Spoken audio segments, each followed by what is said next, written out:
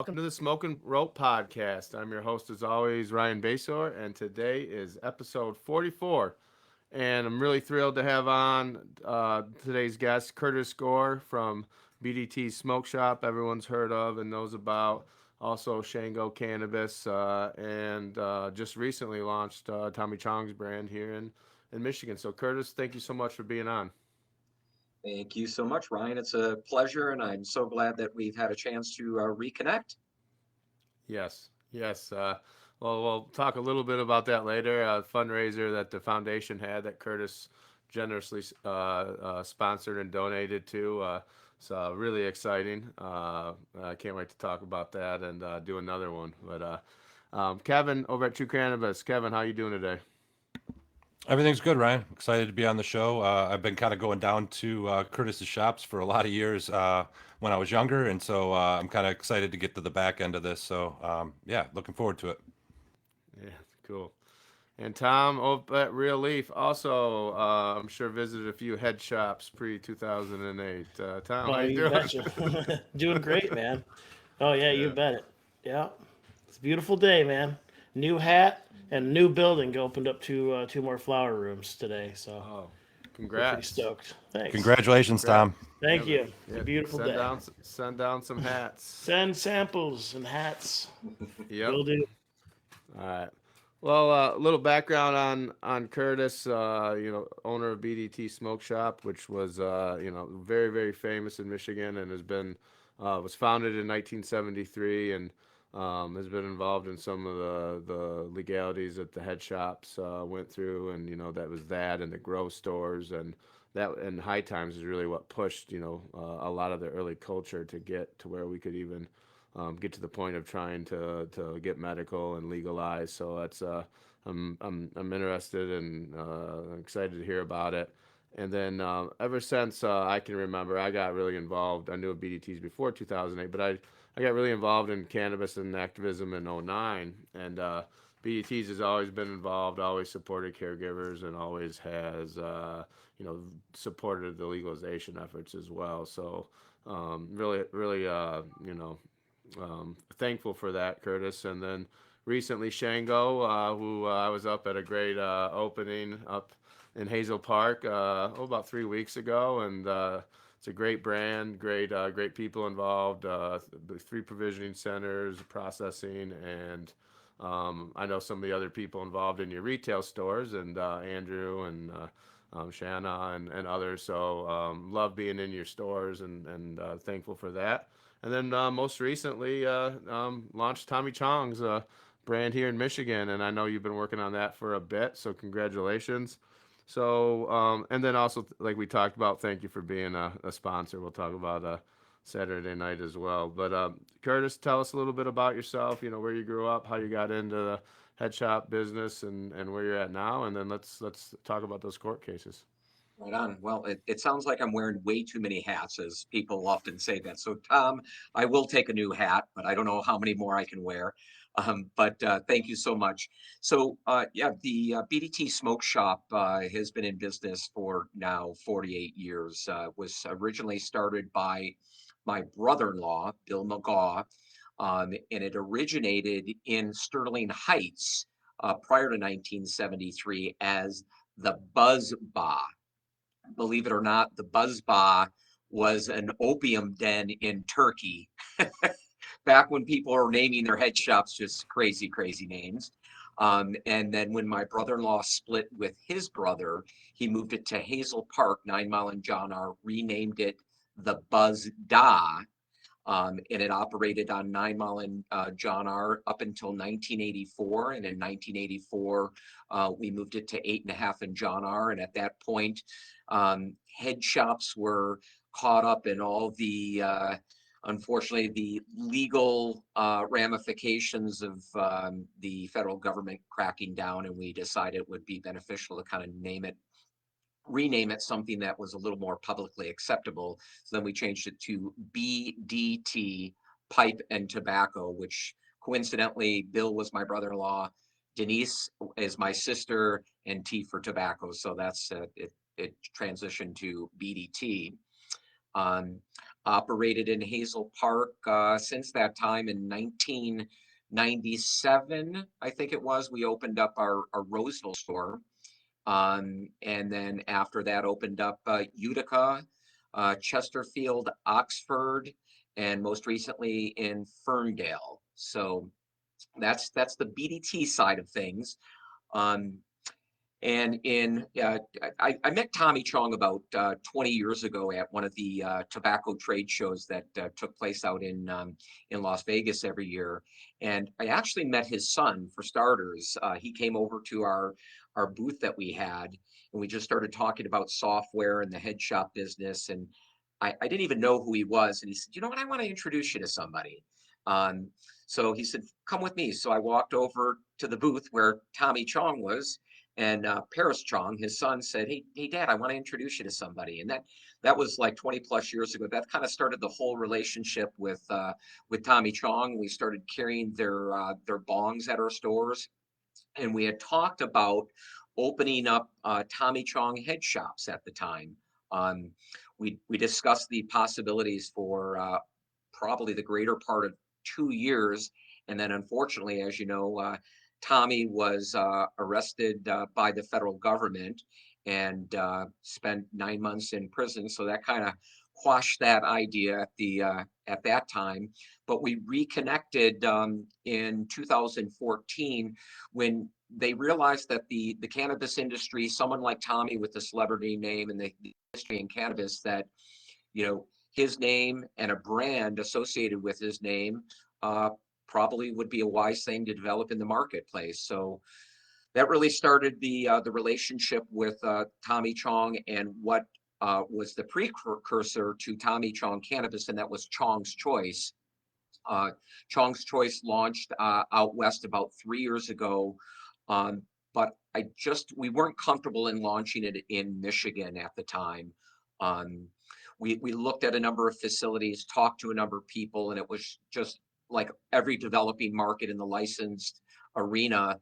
Everybody was selling everything that they could possibly produce. So it wasn't the right time until most recently when we agreed to terms with MKX, Sam and Mike over at MKX, and it was just a beneficial time to launch in the market. And running parallel to that was the launch of the Shango brand in Michigan. Shango is a multi-state operator that originated in Oregon, moved into Washington State, into Nevada, into Michigan, California, and most recently in Missouri. But I'm only a Michigan partner, although there's rumors that we're going to merge the company together. At this point, I'm just remaining a Michigan partner, and putting on their hat a couple times a week, putting on the Tommy Chong hat. If you don't know already, Ryan, my wife and I actually relocated to Hazel Park, and we have a loft above our BDT building. So that's where I'm broadcasting from. We call our loft apartment above BDT our home. So I'm working 24/7, running up and down the stairs all the time. That's awesome. So Tommy Chong did 9 months, and that was for his financing and being and marketing for bongs, right? And Yep. paraphernalia, correct? Yep. So my wife and I, if you'd like me to, Tom, I can give you a little backstory to all of that. So, Sure. His son Paris came to Tommy and he said, "Dad, I think we can make some bongs, and we can sell them. We can be profitable." So they did, in fact, come out with a line of bongs, Chong's bongs, and the company was in the name of Paris, his son, and also his wife Shelby, and they operated the company, give or take, a couple of years without problems. Well, they were set up by the federal government in Operation, I think it was Headhunter. There were two going on simultaneously, Operation Pipe Dream and Operation Headhunter, and they shipped their products across the state line into Pennsylvania. And that's what really started the whole action of the legal charges against the Chong family. And what it really came down to it is one day they came up to his door and started pounding on his door and served him federal charges of drug paraphernalia trafficking. And they threatened to not only put Paris in jail, but also Shelby in jail if Tommy didn't plead to those charges. So really, he was, to a certain extent, legally, he wasn't on the company, but they were going after the big fish. And to the federal government at that time, Tommy Chong was the big fish, and he pleaded guilty to drug paraphernalia charges and served 9 months. I don't know what the actual sentence was, but he only ended up serving 9 months of that sentence. Yeah, high profile, kind of a bust. The federal government ruining all the fun for everyone. Now it's hard to think that people would get in trouble for sending bongs across state lines or anything of that nature. But then they kind of the same thing here with this whole Prevent All Cigarette Trafficking Act, which I'm sure you're very well familiar with. Oh, yeah. The otherwise known as the PACT Act or the vape mail ban that now is currently the rule of the land here. So UPS, April 5th, stopped shipping all vape-related products. U.S. Postal Service, around the 27th of April, FedEx, March 1st. And, of course, DHL had already banned vape products for being mailed. How has that affected BDT, and what are your thoughts on this whole thing? Because I'm going to reserve my own for a response. Yeah, well, it's just again another one of the hoops that we have to jump through, not only in the head shop business, but obviously, I think it trickles down to the cannabis business and the licensed facilities that have, those products within their store. We're actually hoping here at the store it's going to be somewhat of a benefit for us as the manufacturers do more direct marketing online to the end consumers. We were losing ground on a retail store at a brick and mortar to online sales. So we're thinking that this actually may be able to help us, because a lot of those products that were purchased via the manufacturer and then shipped directly, we may see more traffic through our stores. So it hasn't been yet seen, but that's kind of what we're thinking at this time. So how are you receiving your vape products then when you order them?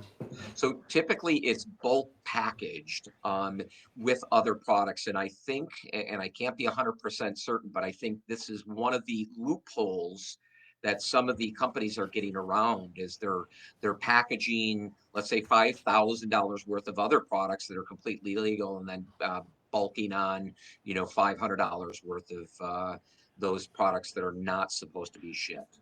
So Gotcha. there's, with any market, when there's change, somebody's going to find the way around it. I'll bring up most recently the Juul pods. Juul pods, you saw the advertising everywhere that the federal government was out to ban them in all the flavors, and then all of a sudden you have all the flavored breeze nicotine providers in a new form, and that has been equally, if not larger, than the Juul sales ever were. So the big money people, one way or another, will find a way around it for sure. Hey Curtis, can you tell us what's the idea behind this ban? What are they trying to prevent? I mean, other than being hypocritical and trying to just fight the policies that we have in place now, I mean, what's their objective?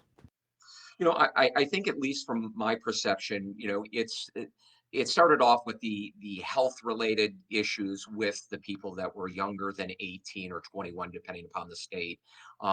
We really saw a huge uprising from parent groups when it came to the vaping of the large vaping mechanisms that send out tons of smoke. And I think that's what really started the whole the motion to ban and to limit all vaping products. I think that's where it started with. So I know I've been asked by a number of news agencies from time to time to kind of comment on what we sell versus what was on the market. But I think that's what really truly started it. And there's definitely a lot of health issues. I mean, let's face it, smoking in general is not the healthiest way to consume, especially if you're talking about tobacco. But then when you're talking about ingesting vape juice with propylene glycol and some of the other mixtures, that's where it's really bad. And that's really what started, I think, the whole momentum of trying to ban, every form of vaping in one way, shape, or form possible. Yeah, that's I believe it got like kind of thrown in there on one of the late stimulus bills that was in the winter, and kind of got snuck, and I think it was Feinstein even that did it. I was on a Too couple big to calls. fail. The bill's too big, so Yeah, they sailed it on through. throw it Yeah, in there without.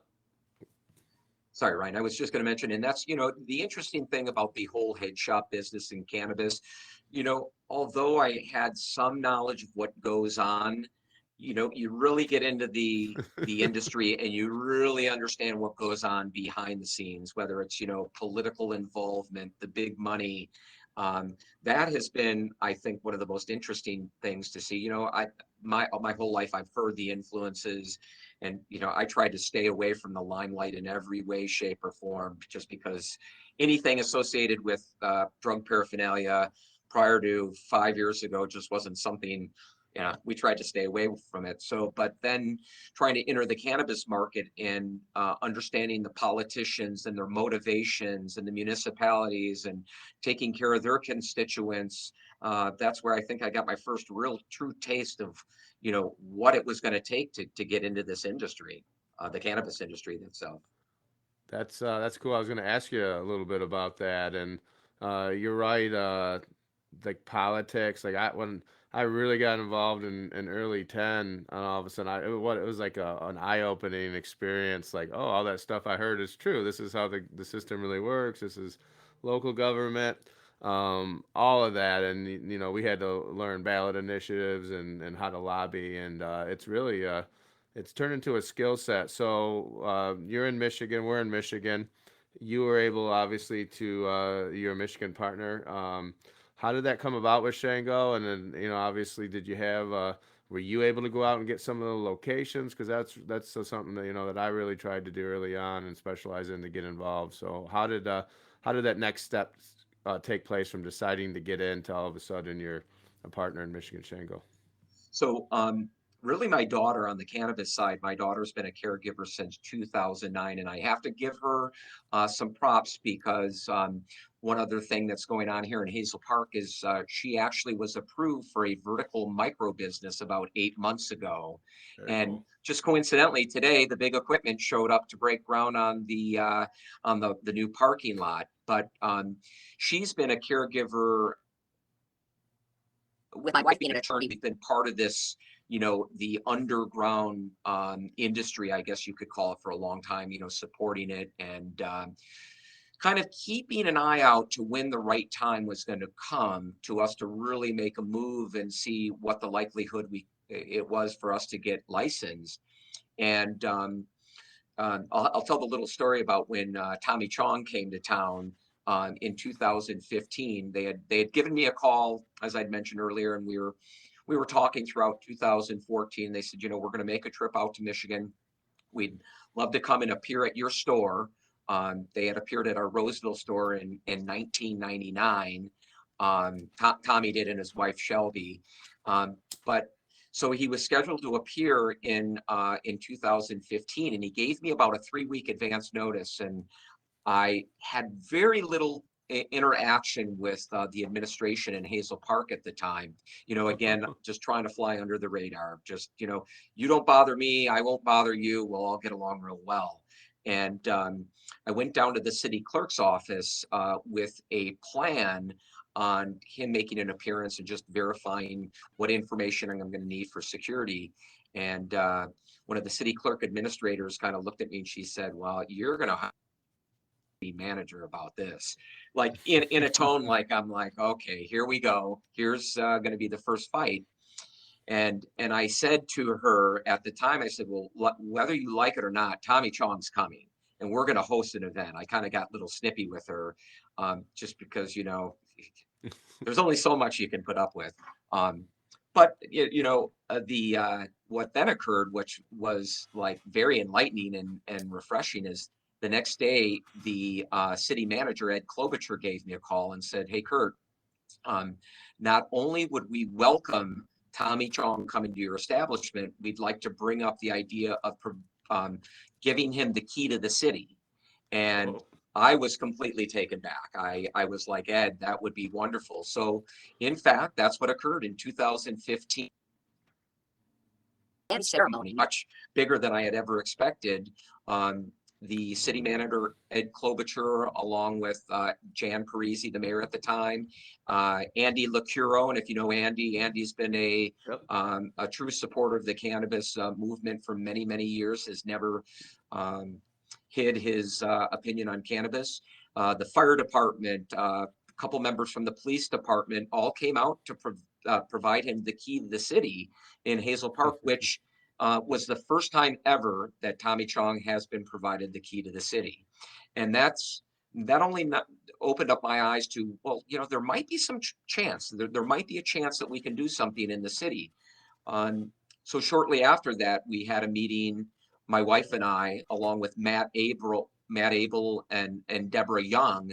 We had a meeting with the city manager and a few of the city council members, and had brought up the idea of looking at licensing.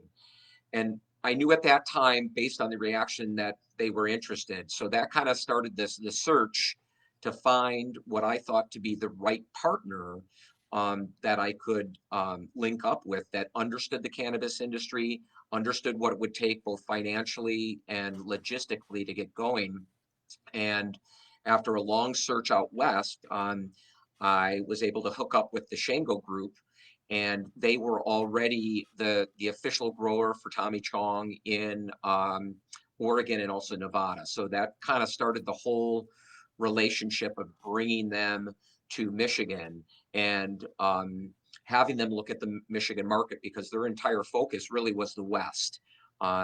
They were Shane McKee, an Oregon guy, you know, been growing cannabis for 30 years, has dodged the federal authorities. And then also Brandon Rexroad from California. He understood, you know, the California market. And I just think overall they were a good group. And I met with a lot of other groups, but they are the ones that returned my phone calls. They are the ones that said, hey, you know, let's talk about this, that took the time to fly out to Michigan to understand the market. And we're the ones ultimately that we thought would be the best suited to team up with us here in Michigan. And the rest is history, so to speak. Very cool. Hey Curtis, what's it been like working with Tommy Chong over the years? You know, my experiences, I've ran into him a few times. One time was at the LA Convention Center, and went out back to have a cigarette, and a limo pulled up, and here Tommy Chong and Cheech hop out of this limo, and as they're walking to the building, you know, we say to them, "Hey, you guys want to hit this bong?" And they're like, "Nah, we're good," you know, and they kept walking, and they took like one or two more steps, and then they pivoted. They turned around, and they said, "You know what? Actually, we would like to hit that bong." And so they came over, and so behind, I sat there with Cheech and Chong and Don and Aaron from DNA Genetics, and smoked some keef out of a bong until the LA sheriff rolled up. At which time Cheech promptly went over and distracted the evidence, and we went back inside. But they seemed like straight up real guys. Couldn't ask to have nicer guys to kind of looked up to as a youngster. But what's your experience been like working with Tommy? Oh, absolutely.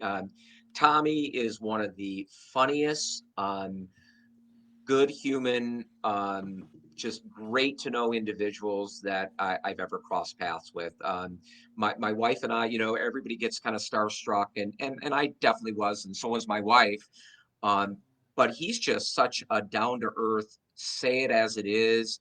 You know, everybody asks him, "Hey, Tommy, what's your favorite? You know, what's your favorite cannabis that you like?" He goes, "The stuff that's given to me for free." And he's always said that.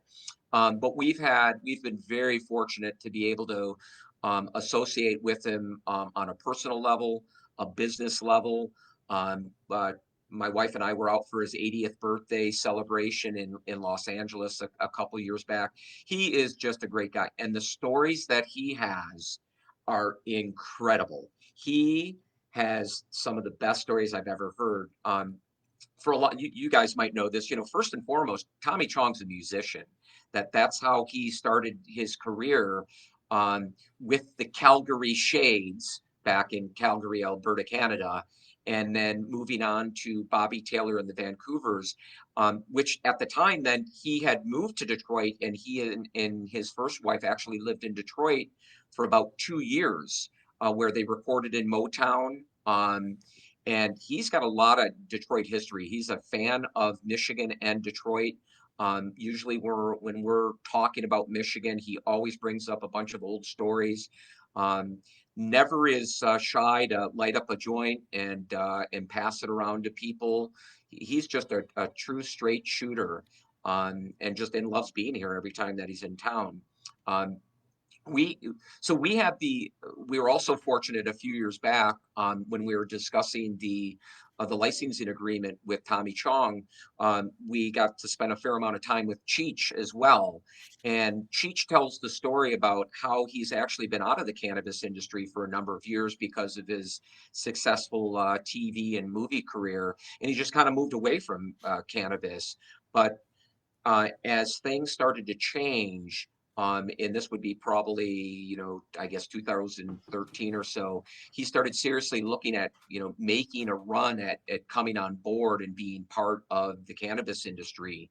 So when we were out in Arizona in, I think it was 2016, give or take, my wife and I spent 2 days with Cheech, understanding of where he's coming from now. And he says it's funny because a lot of the people that know him, personal friends and family, that kind of stepped away from cannabis all started going back to it, and were, in their 50s, 60s, and 70s, and were looking for alternative, medicine to what they had been taking all along, for many years. So he was able to kind of get back in and really truly be able to be proud of the industry, not only as his history in it, but then coming back and being a consumer. Kind of interesting stat about him is, he was in Arizona because he is the largest collector of Chicano art, I think, in the world. And it just so happened that he had a Chicano art exhibit at the Mesa Arts Museum, and he was there for, I think, about a week, and was displaying all his Chicano art. And talk about a smart guy. I tell you what, that guy is top notch, like genius level. And it just so happens that he married a beautiful Russian pianist, and didn't get to meet her, but heard a lot of stories about her. So again, I mean, the relationship with Tommy Chong, I mean, I could go on and on just because the stories, I mean, I just sit back, I try to keep my mouth shut and just let Tommy roll. And he's just nonstop stories all the time. So yeah, it's been a lot of fun. That's incredible, man. Yeah. Well, we have an event license over here at Real Leaf, and what are the odds of getting Cheech and Chong together to do a cannabis event? Now, I would say that Tommy's probably a lot more likely than Cheech, although you know, Cheech, I think, I mean, it would be a stretch. It's interesting because you may have also heard, the relationship has been strained at times. They have toured quite a bit together on their comedy tour, but I think outside of that, you'll see them together every once in a while. And I think actually they've kind of rekindled their friendship a little bit more, but it was strained for a number of years. I guess, just you working together for as many years as they had. You can kind of get on each other's nerves. But Tom, I'd like to think there is a good chance of getting him back to Michigan, maybe the end of the summer. We actually had scheduled here in Hazel Park on 4/4/20 of last year. We were going to host the first state licensed special event and adult use sales at the BDT property, but we had the state approve it, we had the local authorities approve it, Tommy was scheduled, and of course, the pandemic hit, and all of it went out the window. But the one other thing I wanted to say about Tommy, talk about his fans. I mean, Tommy has the stamina of a 20-year-old. Doing the hash bash a few years, his biggest concern of the people that are in line is how many people are left, how late do we have to stay, whatever it's going to take to sign these autographs and meet these people. And we're trying to get people through, and he's just taking as much time, sincerely, connecting with almost every person and the stories they tell, and where that first person smoked a joint and watched Up in Smoke, or the Impala that they've seen that was like the Love Machine, and he connects with all the stories. Just a wonderful, wonderful human being. That's awesome, man. I wanted to circle back around to your involvement with Shango. You were mentioning when you were looking for a partner for Michigan, you had traveled out west. Was there a reason? Did you not feel like the cannabis market was not quite mature enough in Michigan to suit your needs for what you're looking for reaching out to a multi-state operator? Yeah, and I think more so it was the experience with what I believed were going to be the pitfalls. I mean, I met with a number of groups in Michigan, and I met with money groups, and to be honest with you, it just turned me off. It was they didn't understand the culture. They didn't understand the fight that individuals like Ryan and Nick Agro, and the list goes on and on of those that you know have fought the fight. And there just wasn't anybody in Michigan that I was interacting with that I just thought was going to be the right partner. And for me, I had the opportunity in Hazel Park just because of not only being a resident, but a business owner for so many years. They were at least willing to give me an opportunity in Hazel Park. It wasn't given to me. I mean, we had to earn that. And Give it.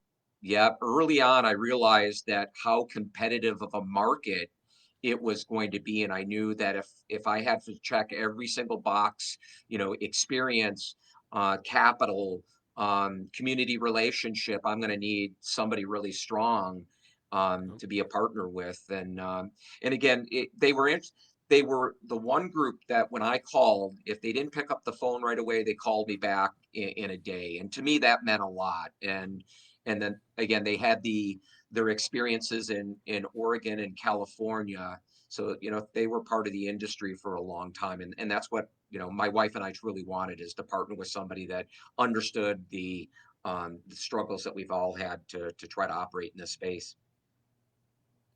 Well, that's a really cool mix of activism and like working with a bigger out of state company. That's fascinating because we talk about that all the time, and and it's a good lead into the event we were blessed enough to have with the Redemption Foundation. This past Saturday, we were at the Jesmia Lofts in Pontiac, and it's with the group. They do hosting. They helped with the Happy Monkey Party in Manhattan about 3 weeks ago. That went off real well on the rooftop up there, and then also Wellflower, which is also a vertically integrated company, and Curtis with BDTs. I want to just kind of give the names out now. High Level Health, North Coast Testing, Green Farm, Shatter House. We had DJ Mint from the Pistons and King Jazzy B, Luxury Loud, all the stickies in the greenhouse, and then also high quality meds sponsored the DJ. So we raised a lot of money. It was close to about $19,000, and Higher Learning in Pontiac, which is a school that's helping people learn about cannabis, and a lot of people that have been disproportionately affected. And then also, it's going to do a lot of great work for the foundation. We're also going to work with Force Detroit. So, Curtis, thank you. I had a great time. What'd you think of the event? Oh, number one, it was great to be out in public. Yeah, Haven't been down to Pontiac in a long time, probably 3-4 years. That Jasmia lost that event, the the apartment where it was hosted. I mean, everything. My wife and I couldn't stop smiling, and just to again be a part of what you're doing. It kind of brings it back full circle, because too often we forget about what's occurred, who's been impacted, and we're focusing on business and money. But getting back to that event and meeting, I met Caitlin and Roy from nice. um, what is their Wingsburg. Local roots. Oh my I'll goodness. be out there this Saturday, vendor day. That is fantastic. I told them if I can do anything, I want to get some Tommy Chong product in there because they are people that what a history they have. They come from the head shop industry as well.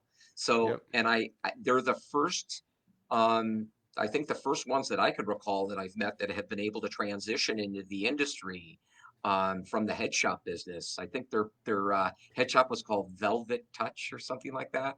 You know, one of those cool head shoppy names where you try to give the perception that you're not all selling pipes and bongs and everything. You do some other stuff, water beds or whatever it is. No, they were great people to meet and got to see some friends that I haven't seen in a long time. So wow, I mean, I'll save up for some more goodies for the next time an event like this takes place because I felt like I could have done more. I could have brought more. So next time you'll have me contributing more. Well, yeah, it was a great time, and I actually, when in my mid 20s, in my other life before cannabis, bought my first house up on Lake Victoria in Lanesburg, and I used to be known for throwing a lot of parties, and Roy was definitely there as a young guy partying at the house, and so I'm really excited about what they're doing, and I know. All of Kevin's product is with all the carts are in there, and then Tom at Real Leaf as well as supporters. So that's what I love about our industry in Michigan and the law. Somebody like that gets a chance in their hometown. It's awesome. Yeah, absolutely. And having this opportunity to talk to Tom and talk to Kevin and yourself, I mean, it just again brings those people back. There's so many relationships and ways that we can help each other. Um, we all get caught up kind of doing our own thing, but kind of circling back with individuals like yourself and say, oh yeah, I know that guy. Let me introduce you to him. I know he can help you. You might have a vacuum that he can fill, and let's see how we can all work together. So I look forward to many more events like that in the future as we go to a post-COVID world. Yeah, it's super exciting. So, well, Phil, obviously we could talk all day, but that is it for today's show. I always like to let everybody kind of give a few final thoughts before we wrap up. So, Kevin over at True, go ahead.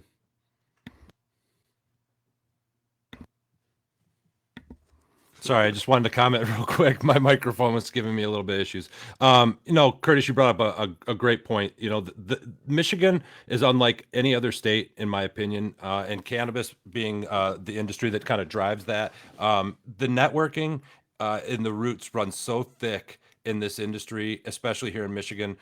Just being on the show with Ryan now for going on a year, the amount of different people we've met and talked to, and how they know people that I know and Tom knows, and it's crazy the connection. But anyways, I really wanted to thank you for being on the show. I thank you for your advocacy and standing up and starting the wheels rolling on this train. I couldn't be happier where we're at today, and I'm sure you're in the same boat with your licensed shop. Congratulations on that, and wish you all the best moving forward. Thank you. Tom. It's great, meeting you and hearing your stories. It's awesome. I really look forward to seeing how we can work together in the future. It's really been a pleasure. Thanks, Tom.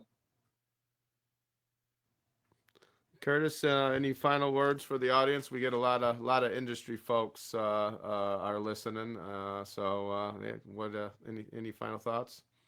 Well, I'm taken back. I feel like I've done very little in the industry versus individuals like yourself that are spending all the additional time, not only running a business, but keeping, a foundation like yours up and running. So for that, I'm thankful.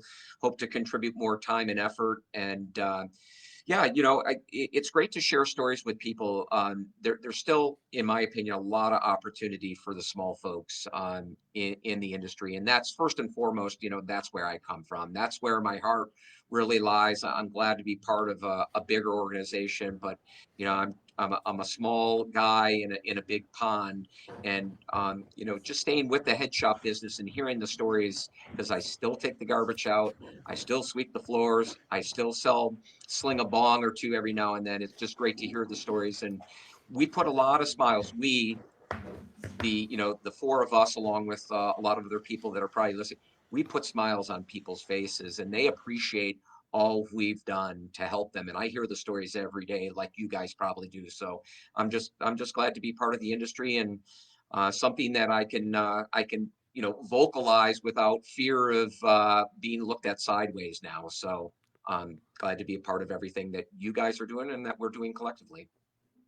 Well, yeah, thanks, Curtis. This is a great show, and I learned a lot, and I'm really glad you came to the event. We're getting a chance to get to know each other. Known of you for a long time, but you made me think about something as far as everyone's talking about Michigan. I'm about to be I'll be launching in Oklahoma before too long, and that market right now is the MSOs are getting run out of town. It's the toughest. You got to be on your A game, and Michigan's not quite like that, but we have run some of the big corporations out that are used to like limited markets where it's a different competition. But I just heard Southwest Michigan's open up. There's a lot of new caregivers, old caregivers that are getting into the Michigan market. The solventless game is going to be totally different in about a year. So I'm just talking about this. Michigan's market is going into overdrive and innovation. It's an arms race of who's going to be the best, who's getting the most creative, and that bodes well for us and bodes well for the people of the state when all the federal walls come down and people from Indiana want to buy Michigan weed and not Illinois. So I'm excited. Thanks for being on, and with that, I'll see everybody next week. Thanks, gentlemen.